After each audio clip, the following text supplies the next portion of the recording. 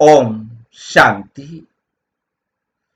20 अक्टूबर 2025 आज की साकार मुरली रंगीन बड़े बड़े अक्षरों में पढ़ें, सुने और मंथन करें। हम प्रतिदिन प्रातः 4 बजे, 6 बजे, शाम को 4 बजे, 8 बजे मुरली मंथन करते हैं। आप सभी भी इस मुरली मंथन में साथी व सहयोगी बन सकते हैं, जिसके लिए इसी वीडियो के डिस्क्रिप्शन बॉक्स में लिंक दिया है गूगल मीट का, जिसमें आप जब भी सुविधा हो चारों समय में से आप जुड़कर साथी व सहयोगी बन सकते हैं। यदि आपको जुड़ने में कोई कठिनाई हो रही है तो आप नीचे इसी वीडियो में चलती हुई लाइन में व्हाट्सएप नंबर देख रहे हैं, उस पर मैसेज करके आप प्रश्न पूछ सकते हैं, अपना सुझाव दे सकते हैं और आपका लिंक भी मंगा सकते हैं। अच्छा, ओम शांति। आज की साकार मुरली का सार। मीठा मीठा बाबा कहते मीठे बच्चे, बाबा आए हैं तुम्हें बहुत रुचि से पढ़ाने। तुम भी रुचि से पढ़ो।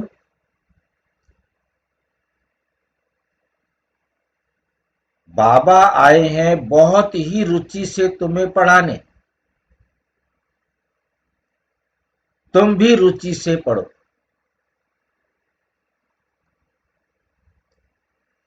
रुचि का मतलब क्या होता है? हाँ जी, कुछ कहना?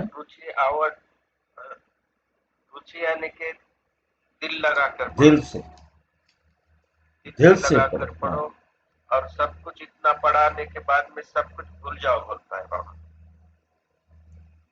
दिल से पढ़ो। बाबा दिल से पढ़ाने आया है और हमारे से भी चाहता है कि हम भी दिल से पढ़े। बाबा हमें दिल से पढ़ाने आया है, पहले उन्होंने अपना दिल दिया है। बाबा 100% दिल से हमें पढ़ाने के लिए आया है और हमें कह रहे हैं कि अब आप भी 100% दिल से पढ़ो।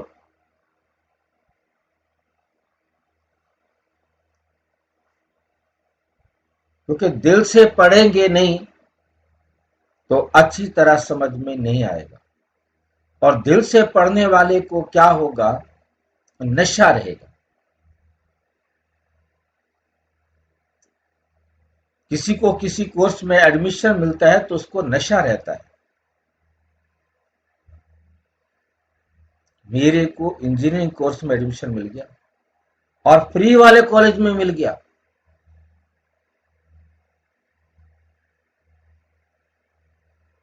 जहां बहुत अच्छे टीचर्स हैं वहां मिल गया। और हमें तो वो कॉलेज मिला है, वो स्कूल मिला है जिससे अच्छा टीचर और दुनिया में कोई हो ही नहीं सकता, जो है ही एक।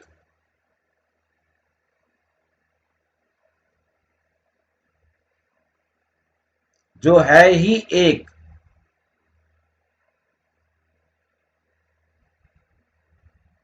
पढ़ाने वाला उससे सुप्रीम हो नहीं सकता। पहले ऊंची से ऊंची पढ़ाई पढ़ाने वाला भी ऊंचा, और बोलता है कि सब कुछ भूल भी जाओ, बोलता है जितना पढ़ाया उतना भी भूल जाओ, बोलता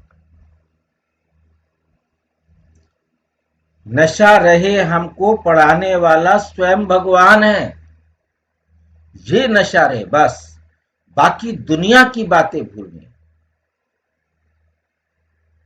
एक ये बात याद रखनी है कि पढ़ाने वाला स्वयं भगवान है, जिससे ऊपर कोई है ही नहीं।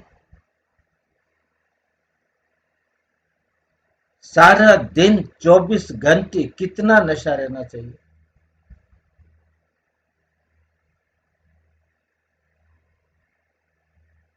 इस नशे को सवेरे सवेरे परम धाम से आते ही अपने में भरना है, फिर हम सारा दिन उड़ सकते हैं। भाई जी, हाँ जी, अनिल भाई ने दो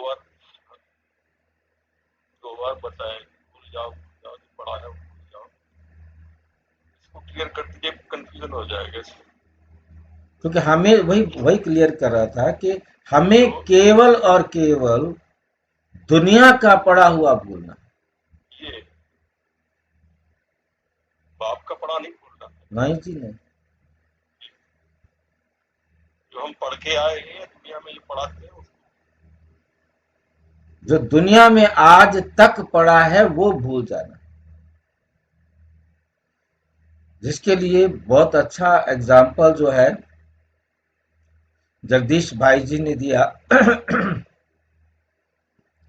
जगदीश भाई का परिचय देते हुए एक वक्ता ने जो बताने वाला था, इंट्रोडक्शन देने वाला था कि इन्होंने इतनी किताबें लिखी हैं, इतने शास्त्र पढ़े हैं, इतना ये किया, इतना ये किया, इतना ये किया। और उसके बाद जगदीश भाई जी जब बोलने लगे कि भाई साहब ने तो मेरे लिए इतना इतना इतना इतना बता दिया, परंतु बाबा ने कहा इस बच्चे की बुद्धि में गुस्सा भरा हुआ है। जगदीश भाई के बारे में बाबा ने कहा इस बच्चे की बुद्धि में भूसा भरा हुआ है, शास्त्रों का ऐसा भूसा भरा हुआ है जो किसी जानवर को खिलाया नहीं जा सकता। मनुष्य की तो बात ही अलग है। जो दुनिया की किताबों का, शास्त्रों का, दुनिया का जो भी ज्ञान है वो एक ऐसा सड़ा हुआ भूसा है जो बाबा ने कहा किसी जानवर को नहीं खिलाया जा सकता। और उस व्यक्ति के बारे में कहा जो पहला प्रवक्ता है। पर पहला प्रवक्ता है। आप सोच लो हम कहाँ खड़े हैं। हम कहा मतलब कितना मतलब वंडरफुल जो है ना, बाबा जो है ना एग्जाम्पल सेट करते हैं जो सोच भी नहीं सकते।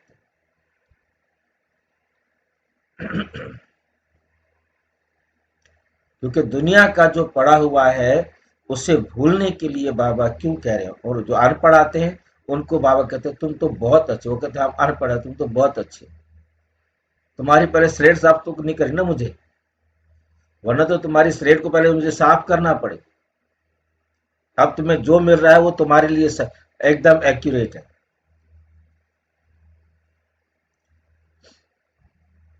प्रश्न,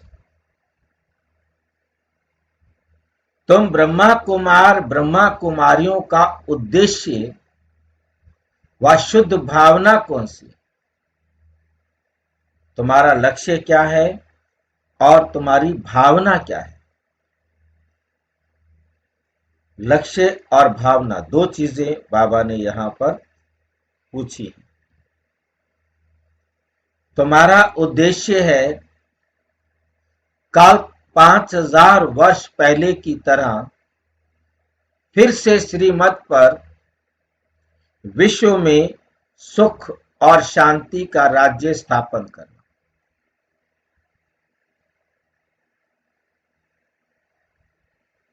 ये आज कुछ बदल नहीं गया है बाबा। पहले तो कहता था लक्ष्मी नारायण बनना है, आज कहता है शांति का राज्य स्थापन करना है सारे विश्व में। दोनों में से कौन सा ठीक है वही हम चुन लेंगे।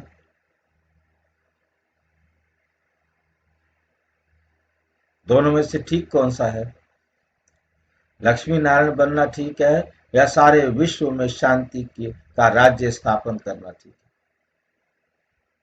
भाई जी दोनों बात एक ही आ रही है। एक ही है भाई। देखो लक्ष्मी नारायण बनने में तो मेहनत बहुत कम है, अपने लिए जो कुछ करना है।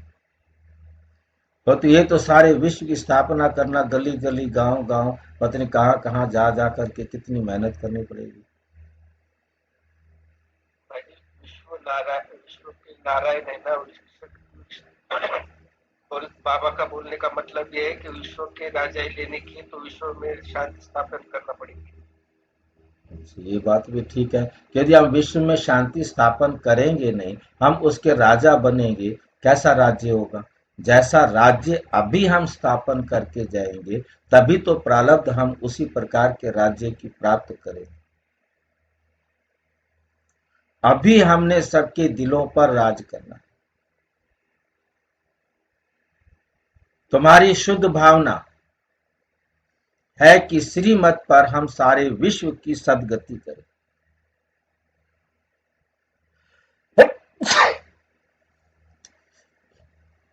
तुम नशे से कहते हो हम सबको सद्गति देने वाला है। तुम नशे से कहते हो हमको सबको सद्गति देने वाले हैं। तुम्हें बाप से पीस प्राइज मिलती। नर्कवासी से स्वर्गवासी बनना ही प्राइज लेना है। नर्कवासी से स्वर्गवासी बनना ही प्राइज लेना है। ओम शांति। स्टूडेंट जब पढ़ते हैं तो खुशी से पढ़ते हैं। टीचर भी बहुत रुचि से, खुशी से, रुचि से पढ़ाते हैं। रूहानी बच्चे ये जानते हैं कि बेहद का बाप जो टीचर भी है हमको बहुत रुचि से पढ़ाते हैं। उस पढ़ाई में तो बाप अलग होता है, टीचर अलग होता है। जो पढ़ाते हैं कोई कोई का बाप ही टीचर होता है। जो पढ़ाते हैं तो बहुत रुचि से पढ़ाते हैं, क्योंकि फिर भी ब्लड कनेक्शन होता है ना। अपना समझकर बहुत रुचि से पढ़ाते हैं। ये बाप तुम्हें कितना रुचि से पढ़ाता है। शिव बाबा आकर तुम्हें कितना रुचि से पढ़ाते हैं। तो बच्चों को भी कितना रुचि से पढ़ना चाहिए। डायरेक्ट बाप पढ़ाते हैं और ये एक ही बार आकर पढ़ाते हैं। बच्चों को रुचि बहुत चाहिए। बाबा भगवान हमको पढ़ाते हैं और हर बात अच्छी रीति समझाते हैं। हर बात अच्छी रीति समझाते रहते हैं। कोई कोई बच्चों को पढ़ते पढ़ते विचार आते हैं, ये क्या है? ड्रामा में ये आवागमन का चक्र है। परंतु ये नाटक रचा ही क्यों? परंतु ये नाटक रचा ही क्यों? इससे क्या फायदा? बस सिर्फ ऐसे चक्कर ही लगाते रहेंगे। इससे तो छूट जाए तो अच्छा है। जब देखते हैं ये तो 84 का चक्र लगाते ही रहना है, तो ऐसे ऐसे ख्यालात आते हैं। भगवान ने ऐसा ख्याल क्यों रचा है जो आवागमन के चक्कर से छूट ही नहीं सकते। इससे तो मोक्ष मिल जाए। ऐसे ऐसे ख्यालात कई बच्चों को आते हैं।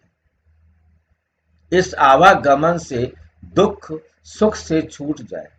बाप कहते हैं ये कभी हो नहीं सकता। मोक्ष पाने के लिए कोशिश करना ही वेस्ट हो जाता है। बाप ने समझाया है एक भी आत्मा पार्ट से छूट नहीं सकती। आत्मा में अविनाशी पार्ट भरा हुआ है। वो है ही अनादि अविनाशी, बिल्कुल एक्यूरेट एक्टर्स हैं। एक भी कम जास्ती नहीं हो सकता। एक भी कम जास्ती नहीं हो सकता। तुम बच्चों को सारी नॉलेज है।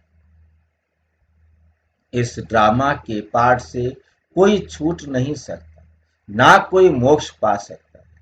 सब धर्म वालों को नंबरवार आना ही है। बाप समझाते हैं ये बना बनाया अविनाशी ड्रामा है। तुम भी कहते हो बाबा अब जान गए कैसे हम 84 का चक्र लगाते हैं। वैसे हम 84 का चक्र लगाते हैं। तुम भी कहते हो बाबा अब जान गए कैसे हम 84 का चक्र लगाते हैं।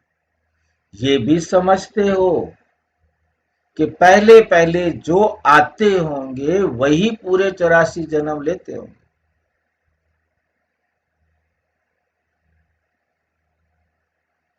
पीछे आने वाले के जरूर कम जन्म होंगे। कितना देर से आने वाले के 84 जन्म से कम होंगे?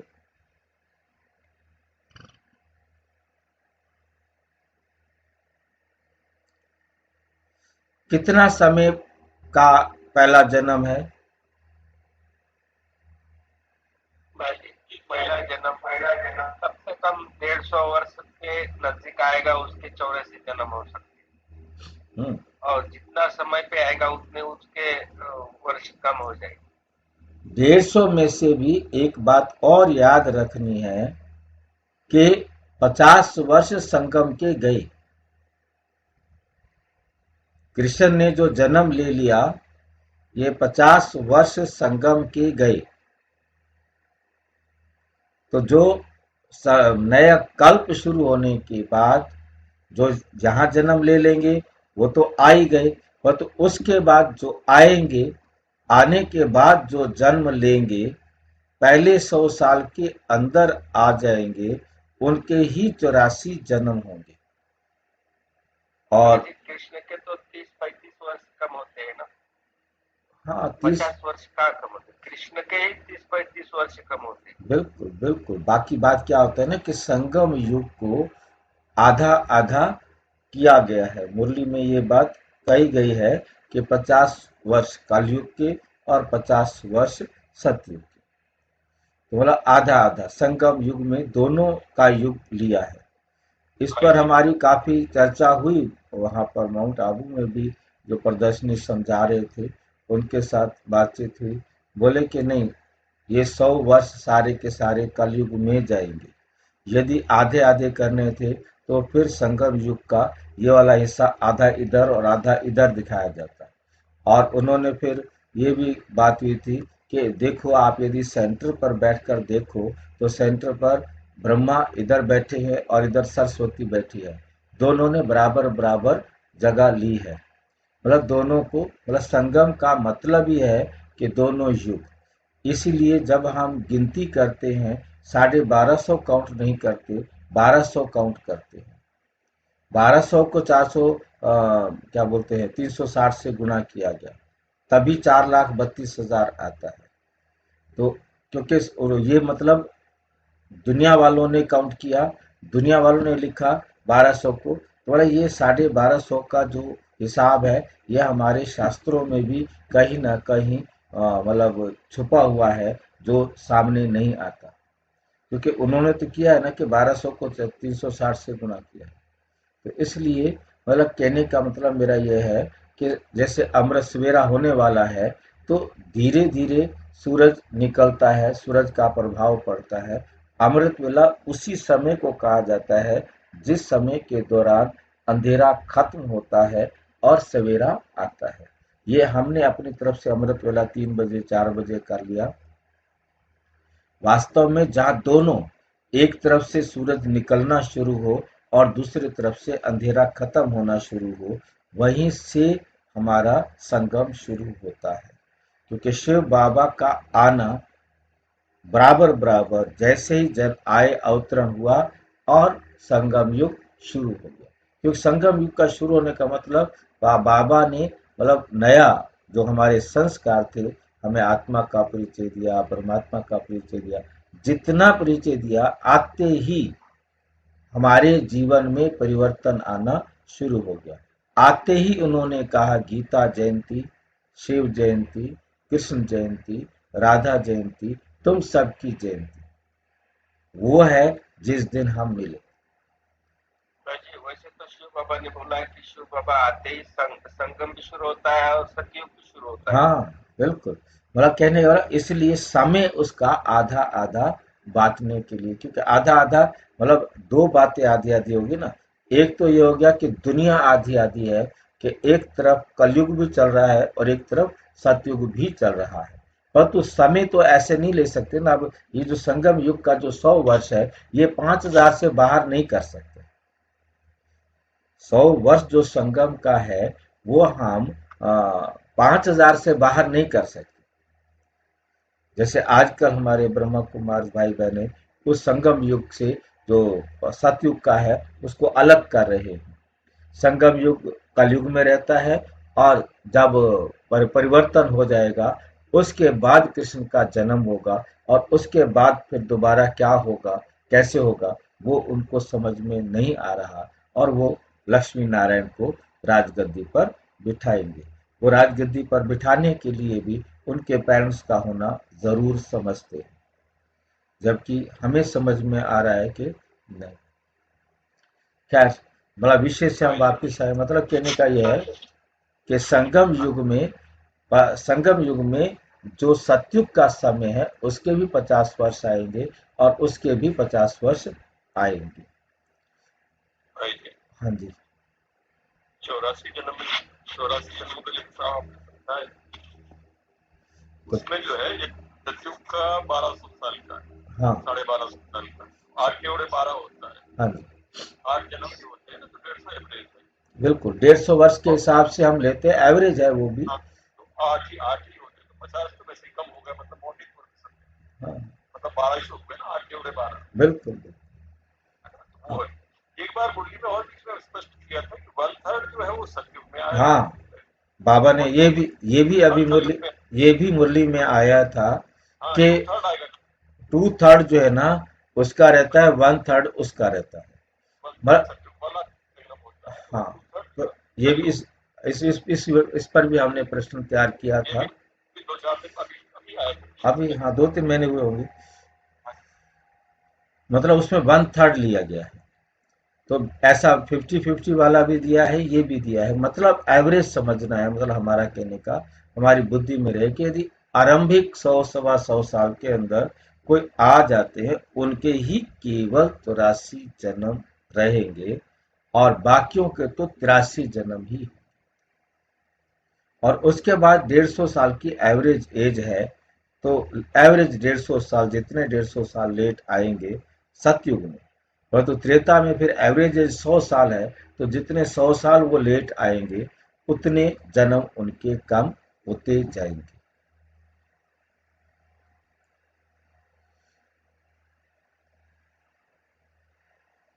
पीछे आने वालों के जरूर कम जन्म होंगे। यहाँ तो पुरुषार्थ करने का है, पुरानी दुनिया से नई दुनिया जरूर बननी है। बाबा हर एक बात बार बार समझाते रहते हैं, क्योंकि नए नए बच्चे आते रहते हैं। क्योंकि बाबा को तो हर बात को बार बार समझाना पड़ता है ना। इसलिए मतलब सबसे बड़ा विषय वो है कि बाबा ऐसा वंडरफुल टीचर है कि जो नए बच्चों को भी साथ साथ रखता है, ताकि उनको ये फीलिंग नहीं हो कि ये पढ़ाई तो हमारे मतलब की नहीं है, ये पढ़ाई का संकल्प ही ना आए उनको कि ये हमारे को तो समझ ही नहीं आ रहा, पता नहीं क्या बता रहे। और जो बड़ों को बताना होता है ऐसे चुपके से बता देते हैं और आगे चले जाते हैं। जो समझना चाहे समझ ले, ना समझना चाहे ना समझे। भाई जी। क्लास ही एक है ना भाई जी, हाँ, छोटा पहली में का भी बच्चा और कॉलेज में का बच्चा दोनों साथ में ही बिठा के पढ़ाते दोनों को सबको साथ में बिठा के पढ़ाना, पढ़ाने वाला टीचर एक है। क्योंकि नए नए बच्चे आते रहते हैं, उनको आगे की पढ़ाई कौन पढ़ाएगा, उनको पहले की पढ़ाई कौन पढ़ाएगा। तो बाप नए नए को देखकर फिर पुरानी पॉइंट्स ही रिपीट करते हैं। तुम्हारी बुद्धि में सारी नॉलेज है, जानते हो शुरू से लेकर कैसे हम पार्ट बजाते आए हैं। तुम यथार्थ रीति जानते हो कैसे नंबरवार आते हैं, कितने जन्म लेते हैं। इस समय ही बाप आकर ज्ञान की बातें सुनाते हैं। सतयुग में तो है ही प्रारब्ध, ये इस समय तुमको ही समझाया जाता है। गीता में भी शुरू में फिर पढ़ाई में ये बातें आती हैं। मन, मना, भाव पढ़ाया जाता है स्टेटस पाने के लिए। तुम बच्चे तुम राजा बनने के लिए अब पुरुषार्थ करते हो और धर्म वालों का तो समझाया है कि ये वे नंबरवार आते हैं। धर्म स्थापक के पिछाड़ी सबको आना पड़ता है। राजाई की बात नहीं। एक ही गीता शास्त्र है जिसकी बहुत महिमा है। भारत में ही महिमा आकर सुनाते हैं और सबकी सदगति करते हैं। वे धर्म स्थापक जो आते हैं वो जब मरते हैं तब बड़े बड़े तीर्थ बना देते हैं। वास्तव में सबका तीर्थ ये भारत ही है जहाँ बेहद का बाप आते हैं। बाप ने भारत में ही आकर सर्व की सदगति की है। बाप कहते हैं, मुझे लिबरेटर गाइड कहते हो ना। हम तुमको इस पुरानी दुनिया, दुख की दुनिया से लिबरेट कर शांति धाम, सुख धाम में ले जाते हैं। बच्चे जानते हैं बाबा हमें शांति धाम, सुख धाम में ले जाएंगे, बाकी सब शांति धाम जाएंगे। दुख से बाप आकर लिबरेट करते हैं। उनका जन्म मरण तो है ही नहीं। बाप आया है फिर जाएगा। बाप आया है फिर चला जाएगा। उनके लिए ऐसे थोड़ी कहेंगे कि मर गया, जैसे शिवानंद के लिए कहेंगे शरीर छोड़ दिया। फिर क्रियाकर्म करते हैं। ये बाप चला जाएगा तो इनका क्रियाकर्म, सेरेमनी आदि कुछ भी नहीं करना होता। उनको तो आने का भी नहीं पता पड़ता। क्रियाकर्म आदि का की तो बात ही नहीं है। और सब मनुष्यों का क्रियाकर्म करते हैं। बाप का क्रियाकर्म होता नहीं। उनको शरीर ही नहीं। सतयुग में ये ज्ञान भक्ति की बातें होती नहीं। ये अभी ही चलता है और सब भक्ति ही सिखलाते हैं। आधा कल्प है भक्ति, फिर आधा कल्प के बाद बाप आकर ज्ञान का वर्षा देते हैं। ज्ञान कोई यहाँ वहां साथ नहीं चलता। वहां बाप को याद करने की दरकार ही नहीं रहती। भक्ति में ही याद करना होता है, क्योंकि दुख की फरियाद वहां होती ही नहीं। भक्ति भी पहले अव्यभिचारी फिर व्यभिचारी, इस समय तो अति व्यभिचारी भक्ति है। इसको रौरव नरक कहा जाता है। एकदम तीखे में तीखा नरक है। फिर बाप आकर तीखा स्वर्ग बनाते हैं। इस समय है 100% दुख, फिर 100% सुख शांति होगी। आत्मा जाकर अपने घर विश्राम पाएगी। समझाने में बड़ा सहज है। बाप कहते हैं, मैं आता ही तब हूं जब नई दुनिया की स्थापना कर पुरानी का विनाश करना होता है। इतना कार्य सिर्फ एक तो नहीं करेंगे, खिदमतगार बहुत चाहिए। इस समय तुम बाप के खिदमतगार बच्चे बने हो। भारत की खास सच्ची सेवा करते हो। सच्चा बाप सच्ची सेवा सिखलाते हैं। अपना भी, भारत का भी और विश्व का भी कल्याण करते हो तो कितना रुचि से करना चाहिए। बाबा कितनी रुचि से सर्व की सदगति करते हैं। अभी भी सर्व की सदगति होनी है जरूर। ये है शुद्ध अहंकार, शुद्ध भावना। तुम सच्ची सच्ची सेवा करते हो, परंतु गुप्त आत्मा करती है शरीर द्वारा, परंतु गुप्त। आत्मा करती है शरीर द्वारा। तुमसे बहुत पूछते हैं बीके का उद्देश्य क्या है? बोलो। बीके का उद्देश्य है विश्व में सतयुगी सुख शांति का स्वराज्य स्थापन करना। हम हर 5000 वर्ष बाद श्रीमत पर विश्व में शांति स्थापन कर विश्व शांति की प्राइज लेते हैं। यथा राजा रानी तथा प्रजा प्राइज लेते हैं। नरकवासी से स्वर्गवासी बनना कम प्राइज है क्या?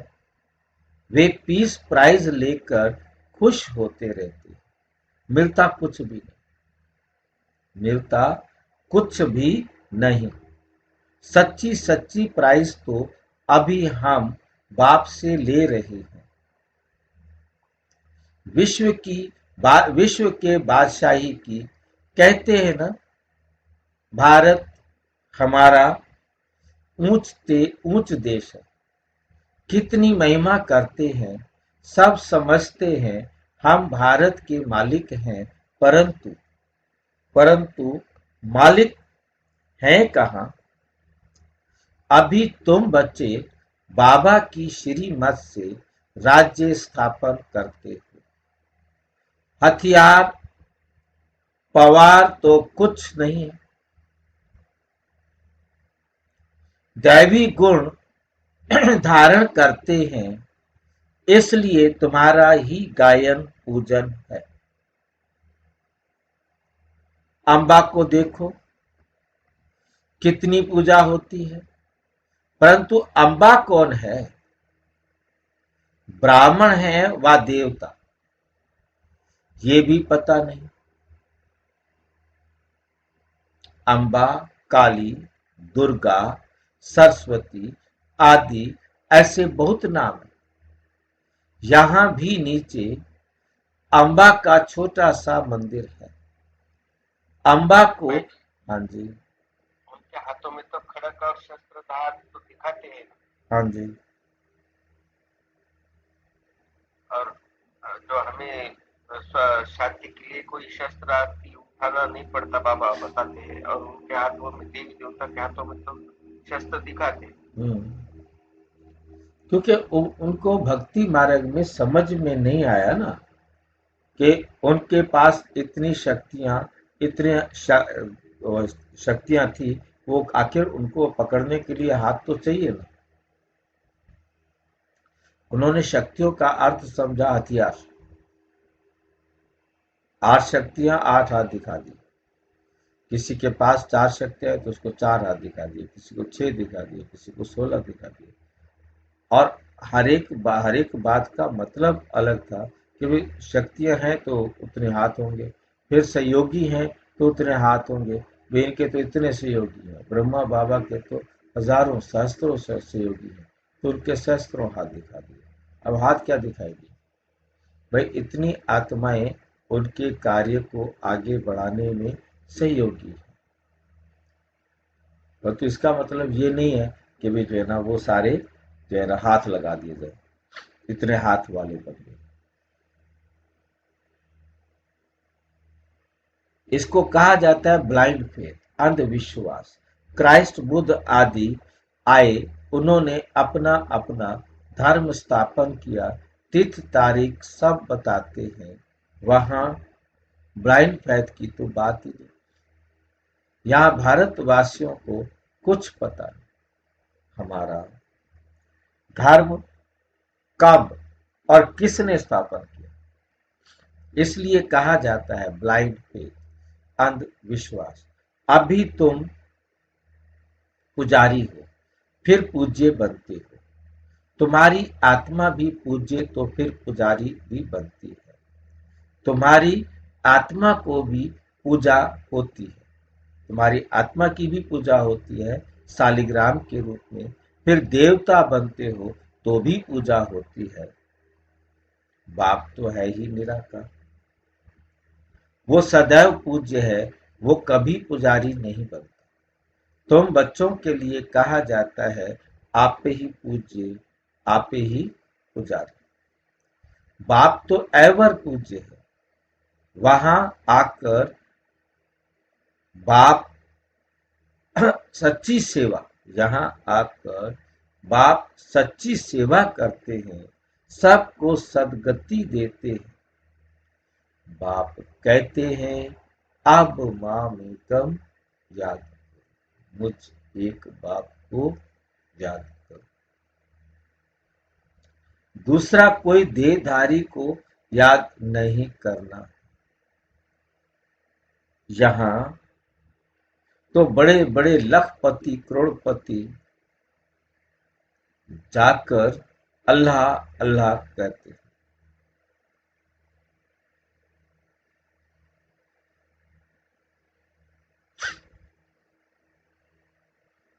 कितनी अंधश्रद्धा है।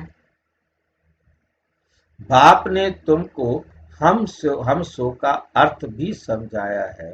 वे तो कह देते शिव हम, आत्मा सो परम आत्मा।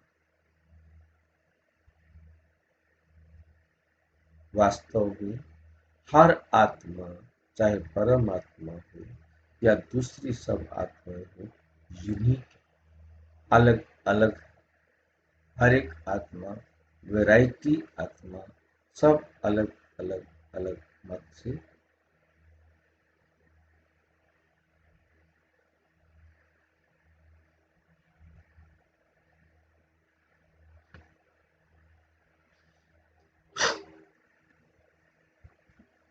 अब बाप ने करेक्ट कर बताया है, अब जज करो भक्ति मार्ग में राइट सुना या हम राइट बताते हैं। हम सो का अर्थ बहुत लंबा चौड़ा है। हम सो ब्राह्मण, हम सो देवता, हम सो क्षत्रिय, हम सो वैश्य, हम सो शूद्र। अब हम सो का अर्थ कौन सा राइट है? हम आत्मा चक्कर में ऐसे आती हैं, विराट रूप का चित्र भी है, इसमें चोटी ब्राह्मण और बाप को दिखाया नहीं। जो चोटी ब्राह्मण है उनको और बाप को, दोनों को नहीं दिखाया। बाबा कहते कितनी कमाल की बात है कि दुनिया वालों ने ब्राह्मण और शिव बाबा को नहीं दिखाया, इसलिए आप इसे जरूर दिखाओ। बाबा को, बाबा कहते कि मेरे को दिखाओ और ब्राह्मणों को भी दिखाओ, क्योंकि उनके चित्रों में ऐसा नहीं है, परंतु तुम्हारे चित्रों में ऐसा होता है। भाई जी, हम सो हम का अंदर कितना बड़ा अंदर कितना बड़ा है वो भूल के डायरेक्ट हम सो हम कर दिया उन्होंने। अंदर जो किसमें कितना चल रहा है वो नहीं बताया। पूरे 5000 साल का उन्होंने कुछ भी नहीं बताया। क्या क्या ये बात आती है।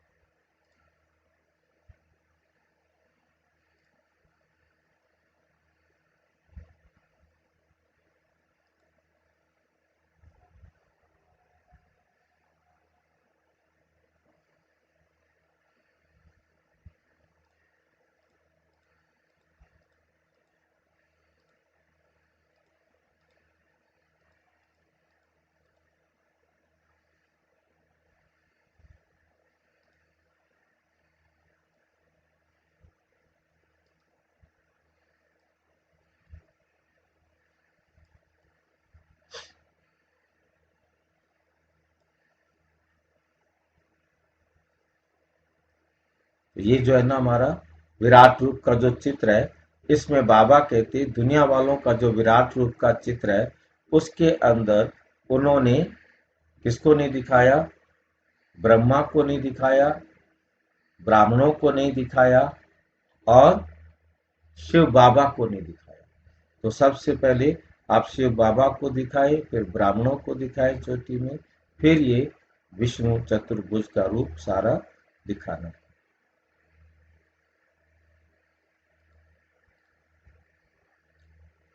देवताएं कहां से आए?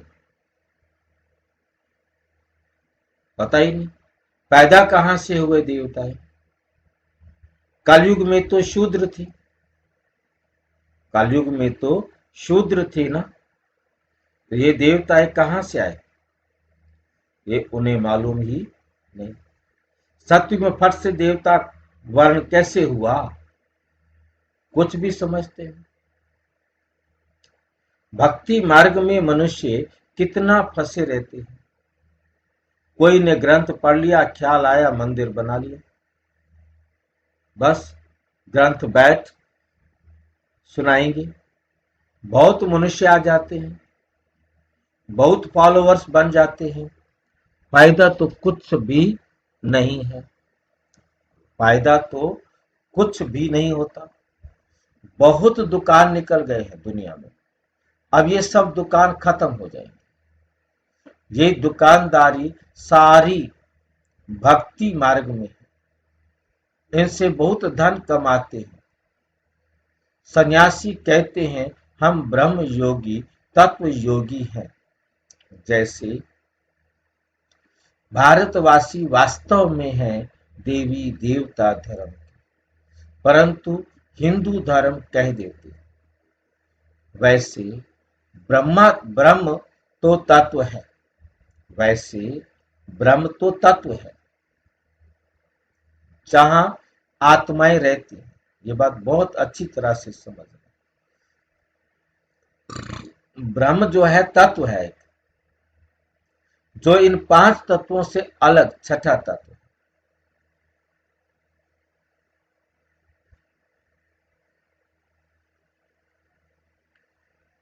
5 तत्वों से अलग छठा तत्व, इसलिए जहां वो होता है वहां दूसरा कोई तत्व हो नहीं सकता।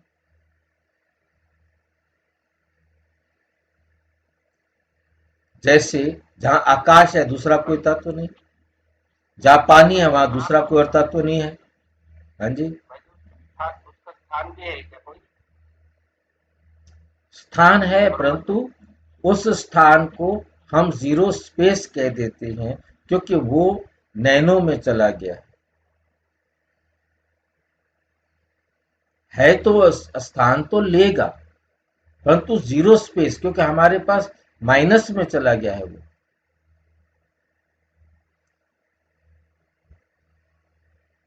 जैसे मैंने आपके साथ पहले एक बार चर्चा की है कि जो हमारी होम्योपैथिक मेडिसिन्स होती हैं, ये होम्योपैथिक मेडिसिन्स जो है वो बहुत माइनस में जो काम करती हैं।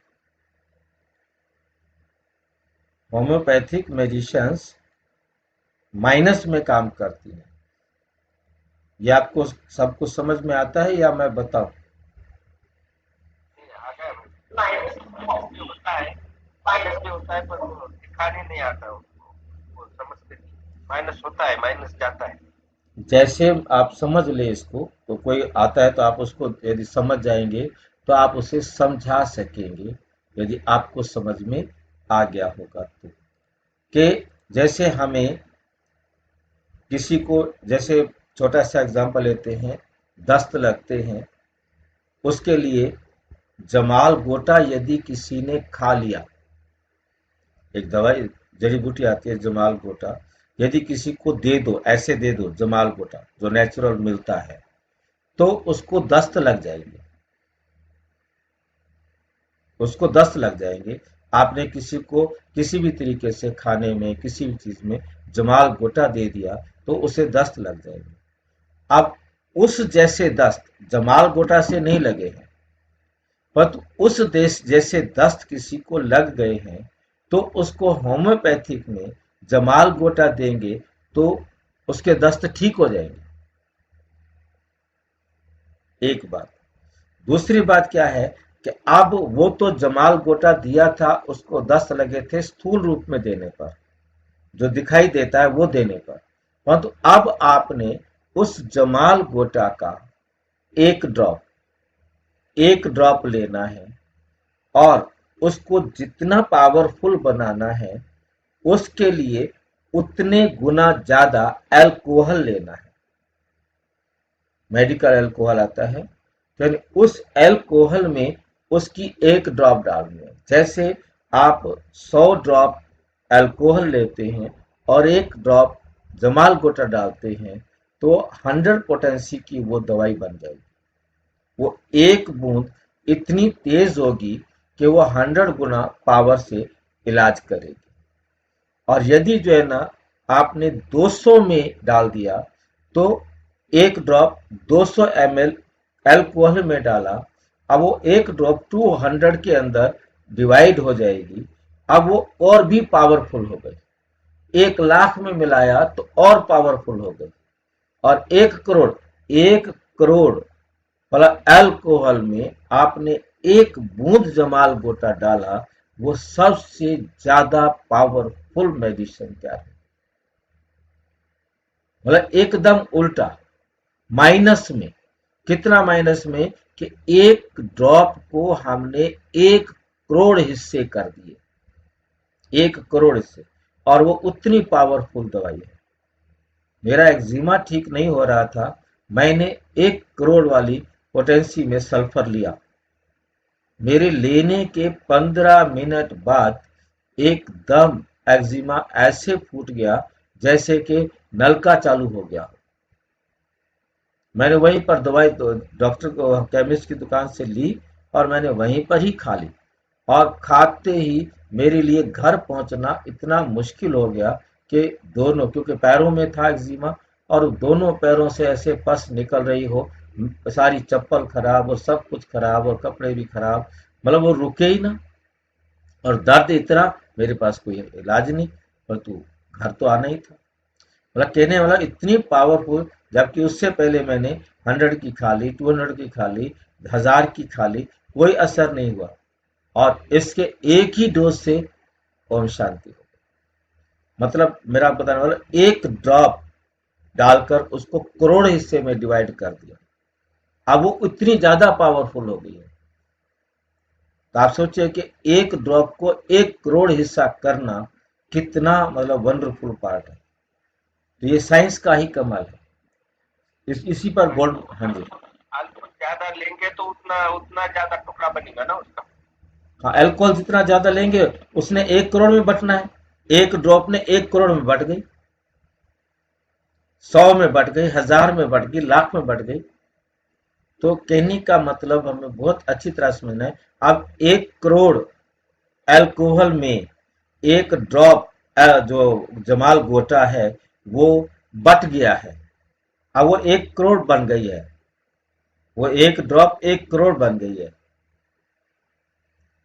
इतनी और हाई पोटेंसी हो गई है उसकी, उतना तेज वो असर करती है, इतनी सूक्ष्म हो गई है। ऐसे ही वो एग्जिस्ट करती है, परंतु हमारी कैलकुलेशन या आम व्यक्ति को समझाना थोड़ा सा पेशेंस वाला काम है। समझ गए बात को?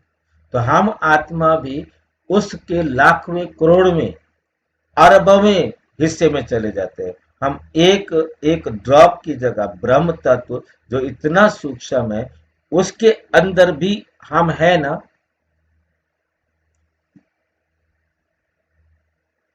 बाकी जितना आकाश विशाल है ना, वो वैसा ही विशाल वो अंदर से हाँ, माइनस में। माइनस में विशाल है। ठीक है फिर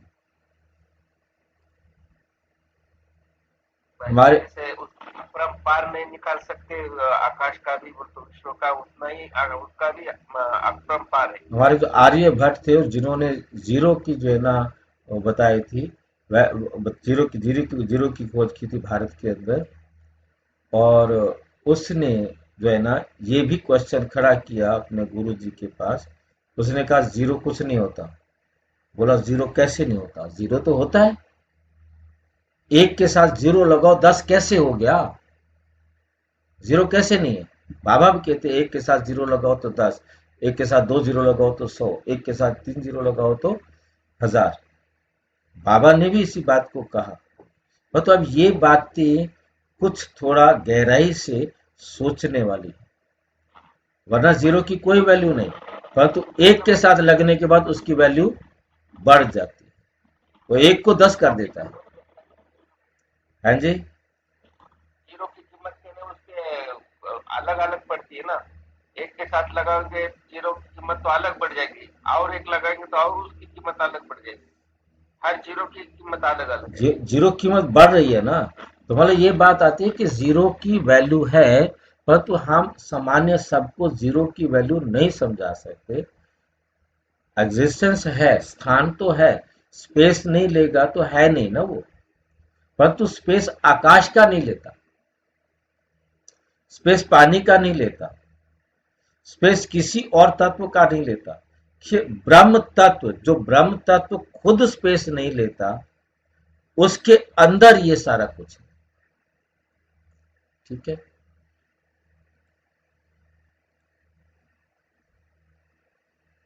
मतलब ये इतनी बात एक सामान्य बुद्धि से हमें इतना समझना है कि हम उसे इन आंखों से देखने वाला नहीं समझे। बस हैं हम, इतना सूक्ष्म है, परंतु हम इन आंखों से नहीं देख सकते, उसे हम ज्ञान के तीसरे नेत्र से समझ सकते। ठीक है, भाई जी, जब हम ये बात समझ रहे हैं बुद्धि से, तो हमारी बुद्धि भी उससे महन ज्यादा है ना फिर भाई। वो तो महीन है। आत्मा देखो, आत्मा आत्मा के अंदर है ना बुद्धि, आत्मा ही उसके अंदर जा करके रह रही है ना। आत्मा इतनी सूक्ष्म है ना, इसीलिए गीता में भी यही लिखा गया, मन से परे बुद्धि और बुद्धि से परे आत्मा। मतलब मन से सूक्ष्म बुद्धि है और बुद्धि से सूक्ष्म आत्मा है, जबकि मन बुद्धि भी आत्मा के अंदर है। भाई जी, ब्रह्म इतना बारीक से बारीक है, उसका भी टुकड़ा हो रहा है, पर आत्मा का नहीं टुकड़ा होता, बोला बाबा ने। आत्मा का टुकड़ा नहीं होता। आत्मा के टुकड़े तो है, आत्मा में तीन चीजें हैं, मन बुद्धि संस्कार आत्मा के अंदर ही है।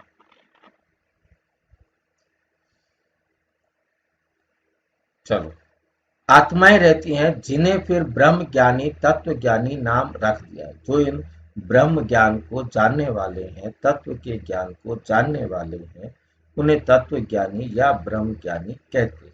नहीं तो ब्रह्म तत्व है रहने का स्थान। तो बाप समझ जाते कितनी भारी भूल कर दी है, ये सब है भ्रम। मैं आकर सब भ्रम दूर कर देता हूँ। भक्ति मार्ग में कहते भी हैं, प्रभु तेरी गत मत न्यारी है। गति तो कोई कर ना सके, मतें तो अनेक की मिलती है, यहाँ की मत कितनी कमाल कर देती है। यहाँ की मत कितनी कमाल कर देती है, सारे विश्व को चेंज कर देती है। अभी तुम बच्चों की बुद्धि में है, इतने सब धर्म कैसे आते हैं, फिर आत्माएं कैसे अपने सेक्शन में जाकर रहती हैं। ये सब ड्रामा में नून है, ये भी बच्चे जानते हैं। दिव्य दृष्टि दाता एक बाप ही है। बाबा ने कहा, ये दिव्य दृष्टि की चाबी हमको दे दो। ब्रह्मा बाबा ने कहा, ये दिव्य दृष्टि की चाबी हमको दे दो, आप आराम करो, मैं काम कर दूंगा आपका।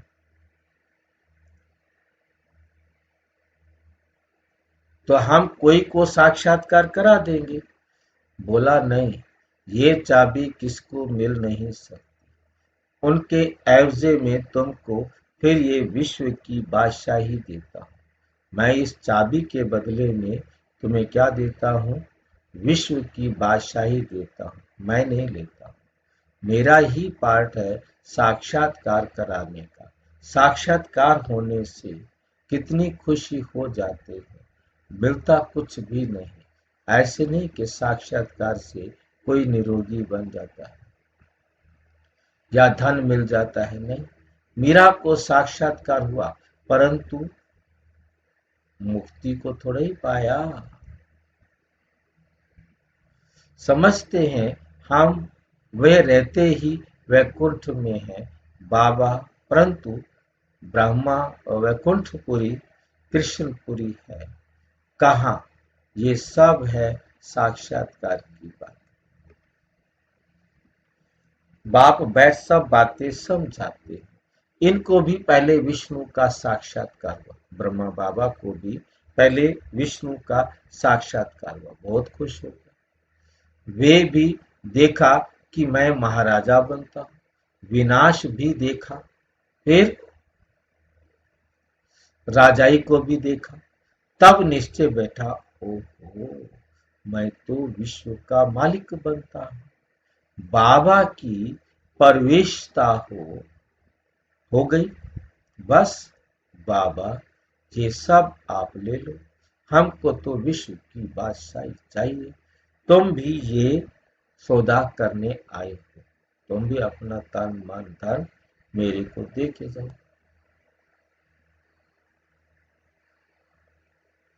जो ज्ञान उठाते हैं उनकी फिर भक्ति छूट जाती।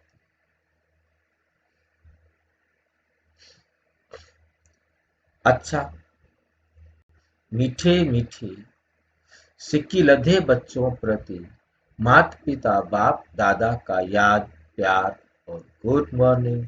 रूहानी बाप की रूहानी बच्चों को नमस्ते। हम रूहानी बच्चों की रूहानी बाप दादा को नमस्ते नमस्ते। धारणा के लिए मुख्य सार। नंबर 1, दैवी गुण धारण कर श्रीमत पर भारत की सच्ची सेवा करनी है।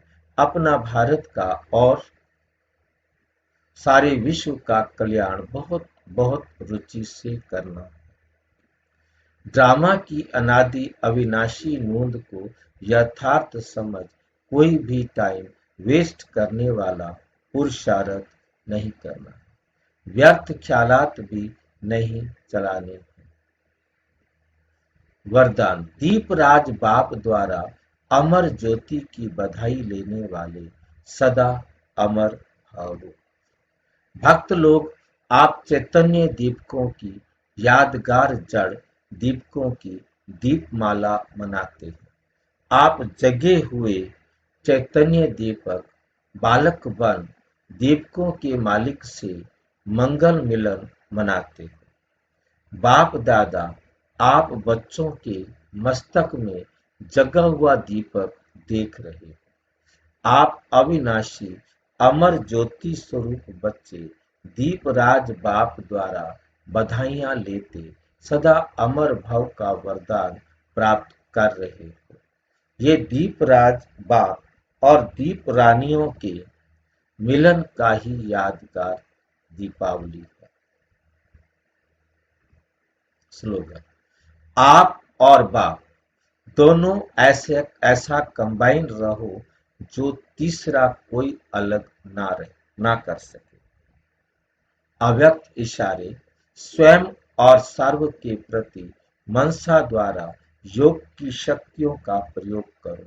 वर्तमान समय के प्रमाण सर्व आत्माएं प्रत्यक्ष फल अर्थात प्रैक्टिकल प्रूफ देखने चाहती, तो तन मन कर्म और संपर्क संबंध में साइलेंस की शक्ति का प्रयोग करके देखो।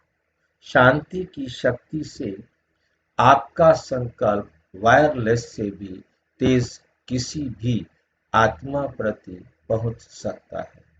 इस शक्ति का विशेष यंत्र है शुभ संकल्प।